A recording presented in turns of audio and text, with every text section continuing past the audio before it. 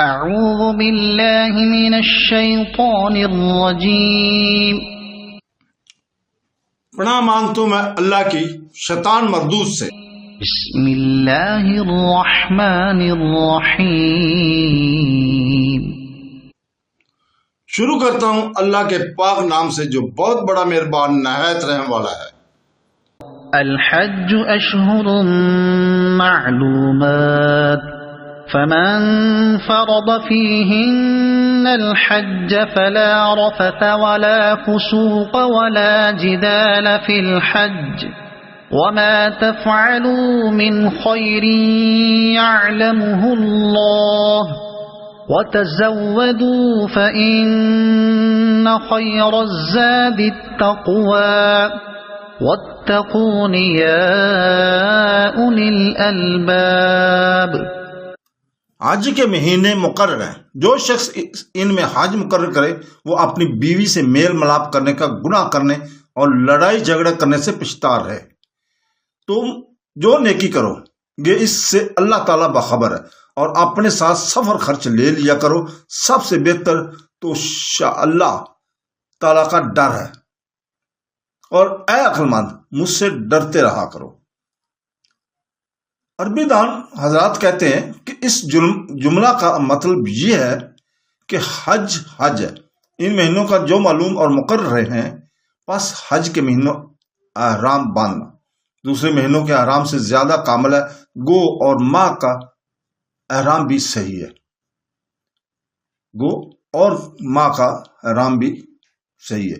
امام مالک، ابو حنیفہ، امام احمد، اسحاق، ابراہیم نغوی، سوری، لیث اور رحیم اللہ تعالیٰ کہتے ہیں کہ اللہ تعالیٰ فرماتے ہیں کہ سال بھر میں جس مہینہ میں چاہے حج کا احرام باندھ سکتا ہے۔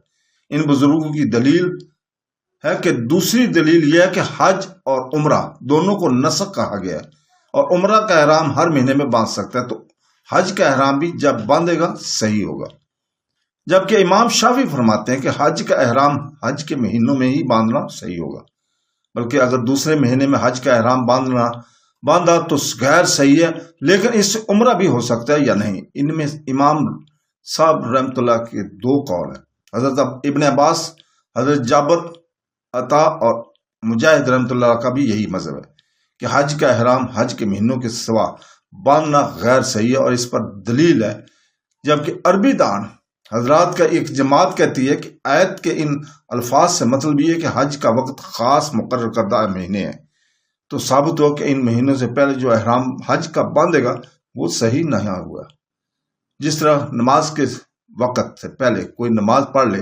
امام شافعی رحمۃ اللہ فرماتے ہیں کہ ہمیں مسلم بن خالد نے خبر دی کہ انہوں نے ابن جریج سے سنا، انہیں عمرو بن عطا نے کہا، ان سے اکرمہ نے ذکر کیا کہ حضرت عبداللہ بن عباس کا فرمان ہے کہ کسی شخص کو لائق نہیں کہ حج کے مہینوں کے سوا بھی حج کا احترام باندھے، کیونکہ اللہ تعالیٰ فرماتا ہے کہ اس کی روایت ہے کہ وہ بھی بہت سی سندیں ہیں، ایک سند میں ہے کہ سنت یہی ہے۔ صحیح ابن خزیمہ میں بھی یہ روایت منقول ہے۔ سوروں کی کتابوں میں یہ مسئلہ طے شدہ ہے کہ صحابی کا یہ فرمان کہ سنت یوں ہے، حکم میں مرفوع حدیث کا ہوتا ہے، پس یہ حکم رسول پاک صلی اللہ علیہ وسلم کا ہوگا، اور صحابی بھی یہاں وہ صحابی ہیں جو مفسر قرآن اور ترجمان قرآن ہیں۔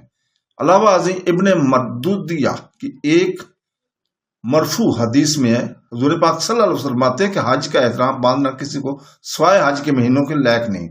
اس کی سند بھی اچھی ہیں، لیکن شافعی اور بہقی رحمۃ اللہ علیہ نے روایت کی ہے کہ اس حدیث کے راوی حضرت جابر بن عبداللہ سے پوچھا گیا کہ کیا حج کے مہینوں سے پہلے حج کا احرام باندھ لیا جائے، تو آپ نے فرمایا نہیں، یہ موقوف حدیث ہی زیادہ ثابت اور زیادہ صحیح ہے، اور صحابی کے اس فتوے کی تقویت حضرت عبداللہ بن عباس کے اس قول سے بھی ہوتی ہے کہ سنت یوں ہے کہ اس سے مراد حضرت عبداللہ بن عمر رضی اللہ عنہ فرماتے ہیں شوال، ذکا اور 10 دن ذکا ذوالحج کے ہیں۔ بخاری یہ روایت ابن جریر اور مستر حاکم میں بھی یہ ہے۔ امام حاکم رحمۃ اللہ علیہ سے صحیح بتلاتے ہیں، حضرت عمر، حضرت علی کرم اللہ وجہ، حضرت ابن مسعود، حضرت عبداللہ بن زبیر، حضرت عبداللہ بن عباس، رضوان اور اجمعین سے بھی یہی مروی ہے۔ حضرت عطا، حضرت مجاہد، حضرت ابراہیم نغی، حضرت شبی، حضرت حسن، حضرت ابن سرین، حضرت مقہول، حضرت قتادہ، حضرت زہاق بن مزاحم، حضرت ربی بن انس، حضرت مقاتل بھی یہی کہتے ہیں. اور امام شافعی، امام ابو حنیفہ، امام احمد بن حنبل، ابو یوسف اور ابو ثور رحمۃ اللہ علیہ کا بھی یہی مذہب ہے. امام ابن جریر رحمۃ اللہ علیہ بھی اس کو پسند فرماتے ہیں. اشر کا لفظ جمع ہے تو اس کا اطلاق 2 پورے مہینوں اور تیسرے کے بعض حصوں پر بھی ہو سکتا ہے. جیسے عربی میں کہا جاتا ہے کہ میں نے اس سال یا آج کے دن اس دیکھا، بس حقیقت میں سارا سال اور پورا دن تو دیکھتا نہیں رہتا، بلکہ دیکھنے کا وقت تھوڑا سا ہی ہوتا ہے. مگر تغلیباً ایسا بول دیا کرتے ہیں. اس طرح یہاں بھی تیسرے مہینے کا ذکر قرآن میں بھی ہے، حالانکہ وہ جلدی 1.5 دن کی ہو جاتی ہے، مگر گنتی میں 2 دن کہے گئے.